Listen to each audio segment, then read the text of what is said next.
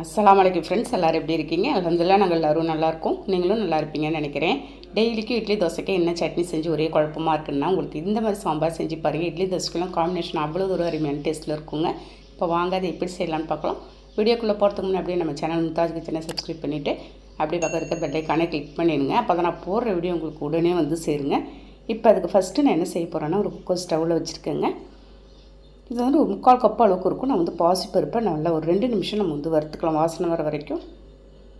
நம்ம ஏன் வறுத்துட்டு செய்கிறோம் அப்படின்னாக்கா, உங்களுக்கு ரொம்ப குழைய வேகாத நல்ல ஒரு சரியான கன்சிஸ்டன்சிக்கு வெந்து வருங்க. பாருங்கள், அது 2 மணி தண்ணி ஊற்றி அலசி க்ளீன் பண்ணி எடுத்துகிட்டு வந்துட்டு அதுலேயே ஒரு 2 உருளைக்கிழங்கு கட் பண்ணி போட்டிருக்கேன். ஒரு 1/4 ஸ்பூன் மஞ்சத்தூள் சேர்த்து தேவையான அளவுக்கு நம்ம வந்து தண்ணி ஊற்றி ஒரு 2 விசில் விட்டு வந்து எடுத்துக்கலாம். இந்த சாம்பார் வந்து கும்பகோணம் கடப்பா சாம்பார் தாங்க நான் வந்து இப்போ வந்து செஞ்சிட்ருக்கிறேன். அவ்வளோ தூரம் அருமையான டேஸ்ட்டில் இருக்குங்க. ஒரு சாஃப்டான இட்லி, ஒரு கீ ரோஸ்ட்டோடு நீங்கள் ரெடி பண்ணி பாருங்களேன். பாருங்கள், ஒரு 2 விசில் விட்டு தான் நான் வந்து எடுத்திருக்கேன். நல்ல உருளைக்கிழங்கு வெந்து வந்திருக்கு. அதை எடுத்து ஒரு பவுலில் ட்ரான்ஸ்ஃபர் பண்ணிடலாம். பாருங்கள், பாசிப்பருப்பு இந்த அளவுக்கு உங்களுக்கு கன்சிஸ்டன்சிக்கு ஒன்றும் பாதியமாக இருந்தால் தாங்க உங்களுக்கு நல்லாயிருக்கும். ரொம்ப குழைய வேக விட்டிங்கன்னா அதோட டேஸ்ட்டே நமக்கு வந்து வேறு மாதிரி மாறிடும். அது அப்படியே இருக்கட்டும். அதுக்குள்ளே தேவையான மசாலா எல்லாம் அரைச்சிடலாம். நம்ம ஒரு மிக்ஸி ஜாரில் ஒரு 4 சில்லு தேங்காய் இருக்குங்க. அது மேலே இருக்க ப்ரௌன் கலர் எல்லாத்தையும் கட் பண்ணி எடுத்துட்டேன். தேங்காவை போட்டுட்டு ஒரு 3 பச்சை மிளகாய், ஒரு சின்ன துண்டை இஞ்சி சேர்த்துருக்கேன். ஒரு 5 பூண்டு பல் சேர்த்துருக்கேன். ஒரு 2 ஸ்பூன் இருக்கும் பொட்டுக்கடலை சேர்த்துருக்கேங்க. இந்த உடச்ச கடலைன்னு சொல்லுவாங்க. கொஞ்சமாக தண்ணி சேர்த்து ஒரு நைஸ் பேஸ்ட்டான நான் அரைச்சி எடுத்துகிட்டு வந்திருக்கேன். பாருங்கள், இது அப்படியே இருக்கட்டும். அதுக்குள்ளே நான்ஸ்டிக் பேனை ஸ்டவ்வில் வச்சுருக்கேன். ஒரு 2 ஸ்பூன் அளவுக்கு இருக்குங்க ரீஃபைண்ட் ஆயில் சேர்த்துட்டு ஒரு 4 கிராம்பு சேர்த்துருக்கேங்க. ஒரு பட்டை சேர்த்துக்கலாம். உங்கள்கிட்ட பிரிஞ்சால் இருந்தால் இந்த சமயத்தில் சேர்த்துக்கோங்க. என்கிட்ட இல்லைன்றதுனால நான் சேர்க்காத ஸ்கிப் பண்ணிவிட்டேன். ஒரு 1/2 ஸ்பூன் இருக்கும் சோம்பு. நல்லா பொரிஞ்சதும் வாசனை வர வரைக்கும் ஒரு 1/2 கப்பு நெய்ஸாக அரிஞ்ச வெங்காயத்தை சேர்த்துருக்கேன். 3 பச்சை மிளகாய் கீரி சேர்த்துக்கலாம். ஒரு 2 தக்காளி பழம், கொஞ்சமாக உப்பு சேர்த்து நல்லா மிக்ஸ் பண்ணி விட்டுடலாம். நம்ம வெங்காயம் தக்காளி நல்லா ஒரு 2 நிமிஷம் நம்ம வந்து வதக்கி எடுத்துக்கலாம்.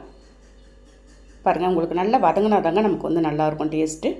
காரம் உங்களுக்கு தகுந்த மாதிரி நீங்கள் வந்து சேர்த்துக்கோங்க. இதுலேயே நான் 3 பச்சை மிளகாய் போட்டிருக்கேன். நம்ம மசாலா அரைக்கும் போது ஒரு 3 பச்சை மிளகாய் சேர்த்துருக்கோங்க. காரம் உங்களுக்கு கூடுதலாக வேணாம் அப்படின்னா கூடவோ குறையோ நீங்கள் வந்து சேர்த்துக்கலாம். கொஞ்சமாக ஒரு 1/4 ஸ்பூன் மஞ்சத்தூள் சேர்த்து நல்லா மிக்ஸ் பண்ணிகிட்ருக்கேன். இப்போ இந்த சமயத்தில் இப்போ வந்து வேக வச்சிருந்த பருப்பு எடுத்து நம்ம அதோடு சேர்த்துடலாம். சேர்த்துட்டு தண்ணி வந்து உங்களுக்கு எந்த அளவுக்கு தேவையோ அந்த அளவுக்கு நீங்கள் வந்து தண்ணியாக கூட வச்சுக்கலாங்க. நம்ம ஏன்னா இதில் அரைச்ச மசாலாலாம் சேர்க்க போகிறோம். வேக வச்ச உருளைக்கிழங்கு நான் வந்து மேஷ் பண்ணி வச்சுருக்கேன், அதையும் வந்து சேர்க்க போகிறேன். அதனால் தண்ணி கொஞ்சம் கூடுதலாகவே நீங்கள் சேர்த்துக்கிட்டிங்கன்னா சரியான பதத்தில் உங்களுக்கு கொதித்து வரும்போது கரெக்டாக ஒரு சரியான கன்சிஸ்டன்சிக்கு. பாருங்கள், கொஞ்சமாக ஒரு டம்ளர் அளவுக்கு இருக்கும் தண்ணி ஊற்றி நல்லா மிக்ஸ் பண்ணிவிட்டேன். இந்த சமயத்தில் நம்ம அரைச்சி வச்சுருந்து இந்த மசாலாவை எடுத்து ஊற்றிடலாம். வேக வச்சுருந்த உருளைக்கிழங்கையும் 1-2 நான் வந்து கையால் மேஷ் பண்ணி எடுத்து வச்சுருக்கேங்க. இந்த மாதிரி ஃபைனலாக தான் நீங்கள் வந்து இந்த உருளைக்கிழங்கை சேர்த்துக்கணும். சேர்த்துட்டு எல்லாத்தையும் நல்லா ஒரு மிக்ஸ் கொடுத்து ஒரு 2 நிமிஷம் நல்லா கைவிடாத நல்லா மிக்ஸ் பண்ணிக்கிட்டே இருங்க. ஏன்னா நமக்கு வந்து அடிப்பிடிச்ச மாதிரி ஆகிடும். ஒரு கொதி வந்ததும் நம்ம வந்து பட்டுன்னு ஆஃப் பண்ணிடலாம். பாருங்கள், கைவிடாத நல்லா மிக்ஸ் பண்ணிக்கிட்டே இருக்கிறாங்க. இந்த அளவு கன்சிஸ்டன்சி தண்ணி உங்களுக்கு சரியான பதத்தில் இருக்கும். நீங்கள் கண்டிப்பாக நான் சொன்ன மெத்தடில் இந்த சாம்பாரை ட்ரை பண்ணி பாருங்கள். ட்ரை பண்ணிவிட்டு ஒரு கீ ரோஸ்ட்டோட ஒரு இட்லியோடு நீங்கள் வந்து சாப்பிட்டு பாருங்களேன். சூப்பரான டேஸ்ட்டில் இருக்குங்க. அப்படியே எடுத்து ஒரு பவுலில் எடுத்து ட்ரான்ஸ்ஃபர் பண்ணிட போகிறேங்க. இன்றைக்கி வந்து நான் கீ ரோஸ்ட்டு தான் இதுக்கு வந்து ரெடி பண்ணியிருக்கேன். அவ்வளோதாங்க, சூடான கீ ரோஸ்ட்டோட இந்த சாம்பார் தொட்டு நாங்கள் வந்து இன்றைக்கி சாப்பிட போகிறோம். இன்றைக்கி ஒரு பிரேக்ஃபாஸ்ட் ரெசிபி அதை வந்து ரெடி பண்ணியிருக்கேன். ஓகே ஃப்ரெண்ட்ஸ், நான் சொன்ன மெத்தடில் நீங்களும் ட்ரை பண்ணி பார்த்துட்டு எனக்கு கண்டிப்பாக கமெண்ட் பண்ணுங்கள். அப்படியே ஒரு ஃப்ரெண்ட்ஸ் அண்ட் ஃபேமிலிக்கு நீங்கள் வந்து ஷேர் பண்ணிவிடுங்க. மறக்காமல் சப்ஸ்கிரைப் பண்ணிவிடுங்க ஃப்ரெண்ட்ஸ். நெக்ஸ்ட் வீடியோவில் பார்க்கலாம். பை.